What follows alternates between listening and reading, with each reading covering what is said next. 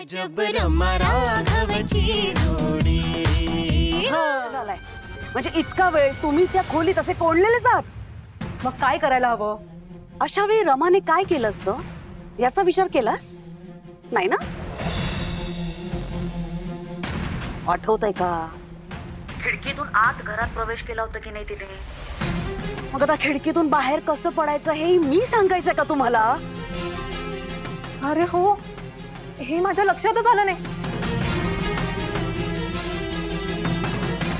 ते दोघं कुठे भेटणार आहेत ते मला माहिती आहे. भेटणार आहे ते माहिती आहे? मग इडियट सांग ना, लोकेशन सांग पटकन.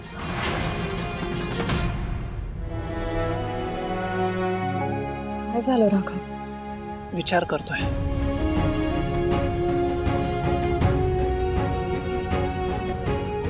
तुझा विचार करतोय. तू बोललीस त्याचा विचार करतोय. I am sorry. नाही नाही रमा, नाही सॉरी मी तुला म्हणालो पाहिजे. मला वाटायचं की तू पुढचा मागचा विचारच करत नाहीस. जो क्षण आता आपण जगतोय फक्त तेवढाच क्षण महत्वाचा आहे असं तुला वाटतं, असं वाटायचं मला. पण आज मला कळतंय की मी तुझ्या बाबतीत किती चुकीचा विचार करत होतो. राघव, अरे काय केलंस तू हे?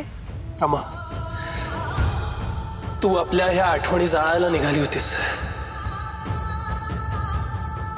आणि आज ह्याच आठवणी आपल्या विवाहाचा अग्निकुंड बनल्यात.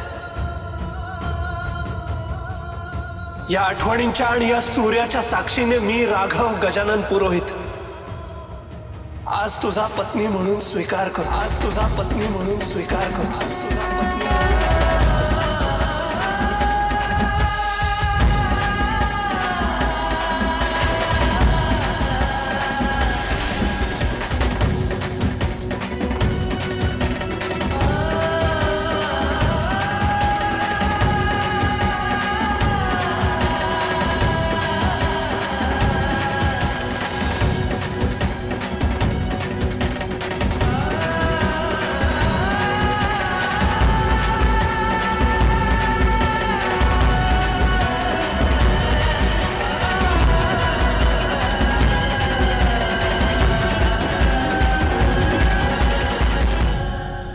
मम मित्रं जातः त्वं चिरायुष्य संततानां पोषणं जननी च.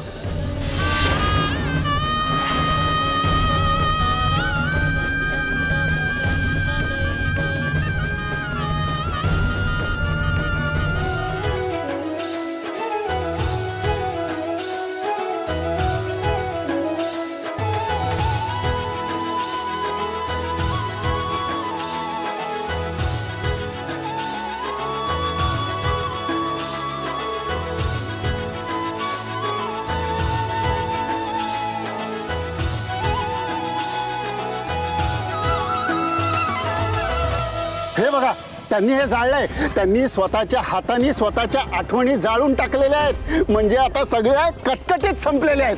थँक गॉड, म्हणजे निदान रमाला आता तरी कळलं म्हणायचं. त्यांचं शेवटी एकदाचं ब्रेकअप झालं. देवा देवा, पावलास रे बाबा. माझ्या लग्नातली सगळी विघ्न नष्ट केलीस तू. I don't believe this. I just don't believe this. अहो लावण्य मॅडम, अहो सगळ्या गोष्टींमध्ये चालबाजी असते असं काही नाहीये. काही गोष्टी सरळ साध्या सुद्धा असू शकतात.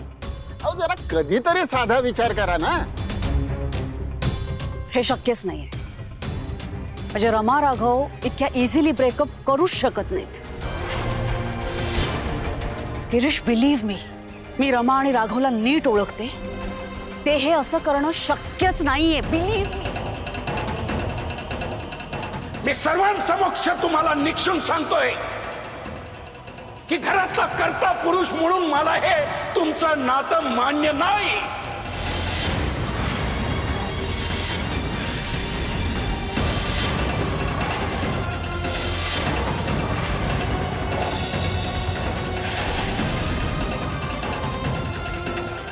तेव्हा ही मुलगी माझ्या या घरात राहता कामा नये.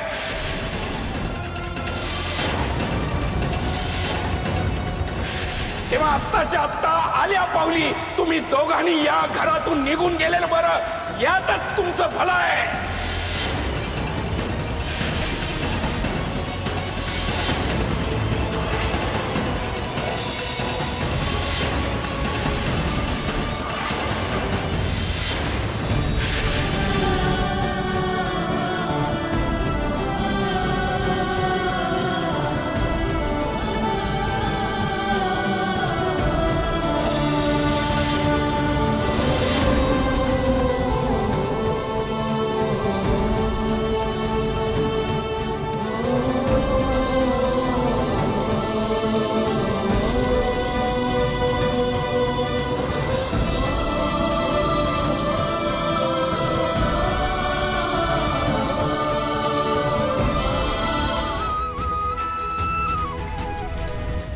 आणि अहो, या दोघांना थांबवण्याऐवजी तुम्हीच त्यांच्यासोबत काय निघालात? आजी, आमचा तरी विचार करा ना. इथे या घरात माझ्या या 2 लेकरांवर उघड उघड अन्याय होतोय, तो मी माझ्या उघड्या डोळ्यांनी बघू शकत नाही आणि गप्पही बसू शकत नाही. मी जर आज गप्प बसले तर उद्या काहीतरी भलतसलत होऊन बसेल आणि ते मला व्हायला नकोय. नंतर पश्चाताप करण्यापेक्षा आत्ताच घरातून बाहेर गेलेलं बरं, नाही का? आई, ही कालची पोर तुला इतकी जवळची वाटायला लागली की तू घर सोडून जायला लागली. ही मुलगी कालची असली तरी ती आज आपल्या घरची लक्ष्मी आहे.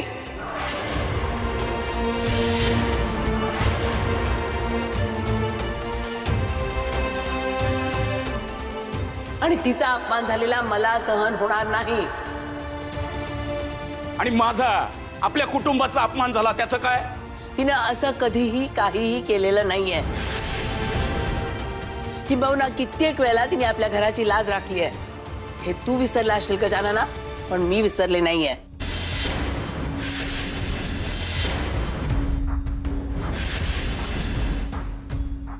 बघ हे बघ बघ तुझे प्रताप. गुरुजी, बस एक शब्द बोलू नको.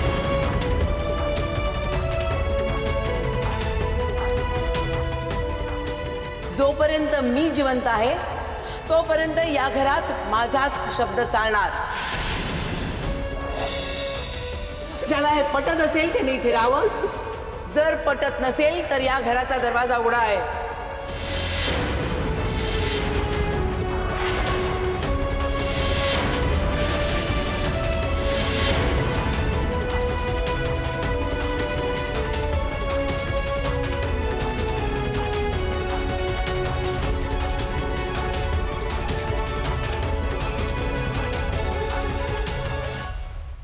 गजाननराव, काय होऊन बसलं? आपण दिवाळी दिवाळी म्हणून बोलत राहिलो आणि त्यांनी तिकडे होळी पेटवलेली आहे. आणि असा काही जाळ पेटवलाय की सांगताही येत नाही आणि चटका सहनही होत नाही. आमचं लग्न लावून द्यायला असं वचन दिलं होतं ना तुम्ही मला, पण माझ्या आधी ती रमाच त्यांच्याशी लग्न करून बसली. त्याचं काय करू मी? सांगा ना, आता मी काय करू? सांगा ना.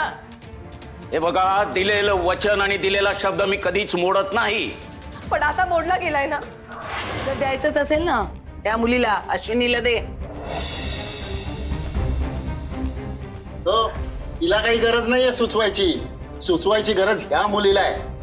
गजाननराव काय म्हणाले ते ऐकलंस ना? हा, ठेवती मूर्ती. अजिबात नाही. मी ही मूर्ती खाली ठेवणं म्हणजे आईंनी मला विश्वासाने काहीतरी सांगणं आणि मी त्यातून पळ काढणं असं. त्यामुळे या मूर्तीची स्थापना होणार. अगं पण रमा, आमच्या रूम मध्ये होणार.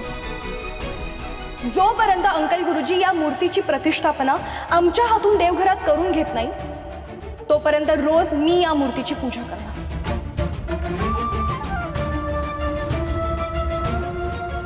आणि माझा पूर्ण विश्वास आहे एक ना एक दिवस अंकल गुरुजी स्वतःहून या मूर्तीची स्थापना देवघरात आमच्या हातून करून घेतील.